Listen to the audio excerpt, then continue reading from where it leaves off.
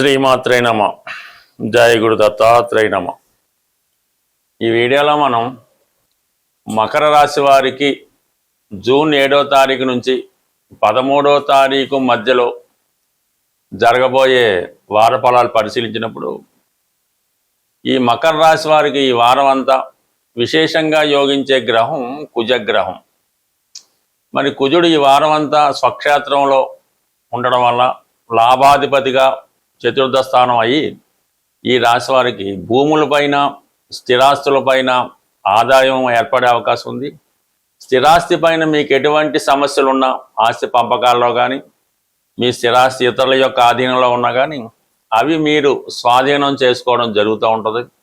ఇది ఎక్కువగా స్థిరాస్తి మీద వ్యాపారం చేస్తున్న వాళ్ళకి, రియల్ ఎస్టేట్ రంగంలో ఉన్న వాళ్ళకి చాలా విశేషంగా యోగించడం జరుగుతూ ఉంటుంది. ఏదైనా ఒక ధైర్యంగా నిర్ణయం తీసుకొని ముందుకు వెళ్ళడానికి గ్రహస్థితి అనుకూలిస్తూ ఉంటుంది. ఎవరి జన్మ జాతకంలో అయినా కుజుడు ఎంత బలంగా ఉంటే వారు అంత ధైర్యంగా నిర్ణయాలు తీసుకొని ఈ స్థిరాస్తి సంబంధించిన వ్యాపారంలో బాగా తొందరగా కోట్లాది రూపాయల ధనం సంపాదించే అవకాశం ఉంటుంది. వారు ఏ స్థాయిలో ఎంత చిన్న కుటుంబంలో జన్మించినా కుజబలం ఉన్న వాళ్ళతో పోటీ పడడం కానీ వాళ్ళు ఎదిరించి నెగ్గడం కానీ సర్వసాధారణంగా జరగదు. అటువంటి కుజుని యొక్క బలం ఈ మకర రాశి వారికి ఏర్పడడం జరిగింది.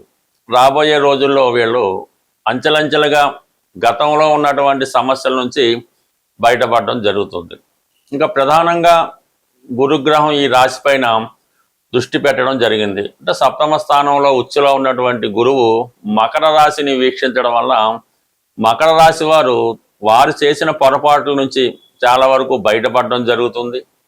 వివాహపరంగా మీరు ఎదుర్కొంటున్నటువంటి అన్ని రకాల సమస్యల నుంచి పరిష్కారం దొరుకుతుంది అన్నమాట. అంటే వివాహ ప్రయత్నాలు కుదరకపోయినా, వివాహం ఆలస్యం అవుతున్న వారికి కానీ, అంటే భార్యాభర్తల మధ్య ఉన్న విభేదాలు చాలా వరకు సమసిపోయి ఒక కొలిక్కి రావడం అన్నది జరిగే అవకాశం ఉంది.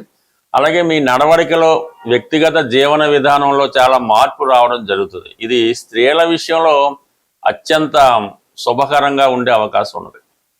అయితే వచ్చిన సమస్య ఏంటంటే ఈ వారం అంతా కూడా గ్రహాలన్నీ కూడా 2వ స్థానం అయినటువంటి కుంభరాశి నుంచి 8వ స్థానం అయినటువంటి సింహరాశి వరకు వ్యాపించి ఉండడం జరిగింది. సో ఈ కారణం వల్ల అటు కుటుంబ సంబంధించిన విషయాల్లో కొన్ని అనుకోని ఇబ్బందులు, మనస్పర్ధలు రావడం జరుగుతుంది. ఆకస్మికంగా కొన్ని అవమానాలు, నష్టాలు ఇలాంటివి కూడా చికాకులు ఈ జాతకుడికి ఇండికేట్ చేస్తుంటాయన్నమాట. ఏదైనా శని తృతీయ స్థాన సంచారం జాతకుని యొక్క నూతన ప్రయత్నాలు ఫలిస్తాయి. ఉద్యోగరీత్యా ఉన్నటువంటి సమస్యలు పరిష్కారం అవుతాయి.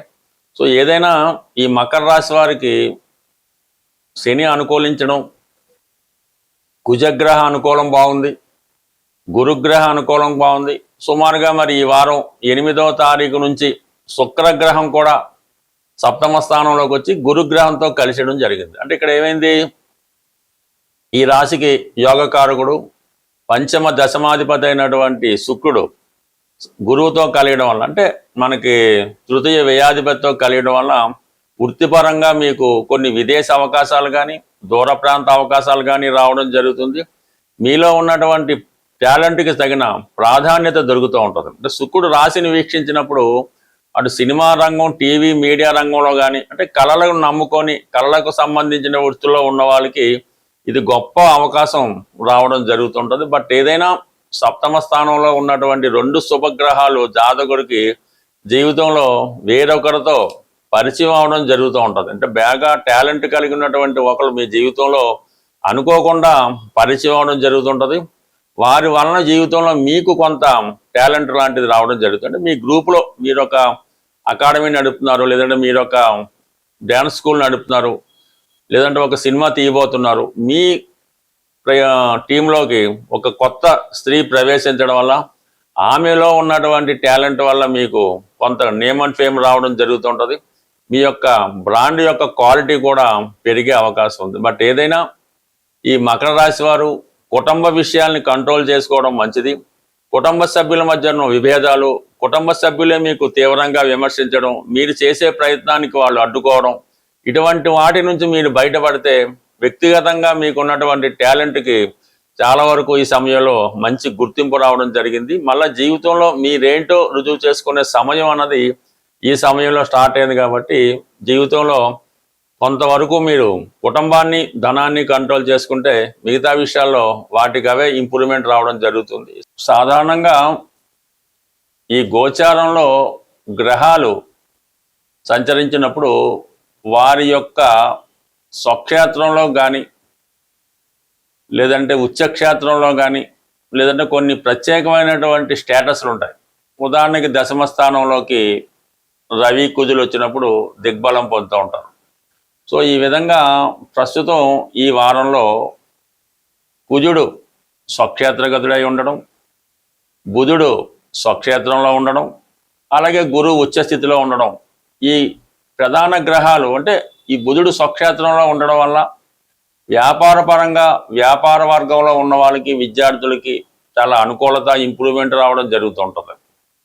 ఇక కుజుడి యొక్క బలం వల్ల సాధారణంగా కుజుడు జాతకంలో బలం ఉండడం వల్ల అది వ్యాపారం, స్థిరాస్తి వ్యాపారం కానీ ఉద్యోగపరంగా ధైర్యంతో కూడుకున్నటువంటి వృత్తులు, ఈ యూనిఫారం వేసుకొని బాధ్యతయుతంగా మెలిగేవారు, అలాగే డాక్టర్లు, ఇటువంటి వృత్తుల్లో ఉన్న వాళ్ళకి ఈ కుజుడు అనుకూలించడం జరుగుతూ ఉంది. గురు బలం ఉంటే ఇంకా గురువు ధనకారకుడు కాబట్టి విశేషంగా ధనం ఎక్కువగా రొటేషన్ పెరుగుతూ ఉంటుంది. అలాగే ఈ భక్తులు, పుణ్య కార్యక్రమాలు, దేవాలయాలు, దేవస్థానాలు విపరీతమైన రద్దీతో ఉండడం జరుగుతూ ఉంటుంది. ఖరీదైనటువంటి వస్తువుల యొక్క వాల్యూ పెరుగుతూ ఉంటుంది. అంటే గోల్డ్, సిల్వరు మొదలగు మెటల్స్ యొక్క వాల్యూ పెరుగుతూ ఉంటుంది. ఈ దేవతా విగ్రహాలకి వాల్యూ పెరుగుతూ ఉంటుంది. విద్యా సంస్థలు చాలా గొప్పగా రాణించడం జరుగుతూ ఉంటుంది. సో ఈ విధంగా ఈ 3 గ్రహాలు రాబోయే రోజుల్లో మంచి మనీ రొటేషన్ అయి ఆటోమేటిక్గా కొంత ప్రతి వాళ్ళు కూడా ఏదో ఒక వృత్తి లాంటిది ఏర్పడడం జరుగుతుంది. ఈ సమయంలో ఏదైనా పరిహారం అంటే ఎవరైతే భూమికి సంబంధించిన విషయాల్లో ఉంటారో వాళ్ళు హనుమాన్ పూజించుకోవడం, హనుమాన్ చాలీసా పారాయణ చేయడం, అలాగే మంగళవారం రోజు ఆంజనేయ స్వామి వారికి ఏదైనా తమలపాకులతో కానీ సింధూరంతో కానీ పూజించడం వలన వ్యక్తిగతంగా జీవితంలో పైకి రావాలనుకున్న వాళ్ళు రాణించడం జరుగుతూ ఉంటుంది. ఇంకా వ్యాపార పరంగా అభివృద్ధి చెందాలనుకున్న వాళ్ళకి బుధుడు, సో ఈ బుధుడు మరి ఆకుపచ్చ రంగుకు ప్రాధాన్యత ఇస్తుంటాడు కాబట్టి ఈ బుధవారం రోజు వెంకటేశ్వర స్వామి టెంపుల్లో కానీ విఘ్నేశ్వర టెంపుల్లో కానీ వెంకటేశ్వర స్వామికి అయితే తులసి దళాలతో అర్చించి విష్ణు సహస్రనామ పారాయణం చదవడం వల్ల అది కళ్యాణం కాని వారికి, వివాహం కాని వారికి జరుగుతూ ఉంటుంది. ఇంకా విద్యా విషయాల్లో, వ్యాపార విషయాల్లో గణపతికి బుధవారం రోజు గరికతో అర్చన చేసి అటుకులు నైవేద్యంగా పెట్టడం వల్ల విద్యార్థులు విపరీతంగా రాణించగలుగుతారు. వ్యాపార పరంగా కూడా బాగుంటుంది అన్నమాట.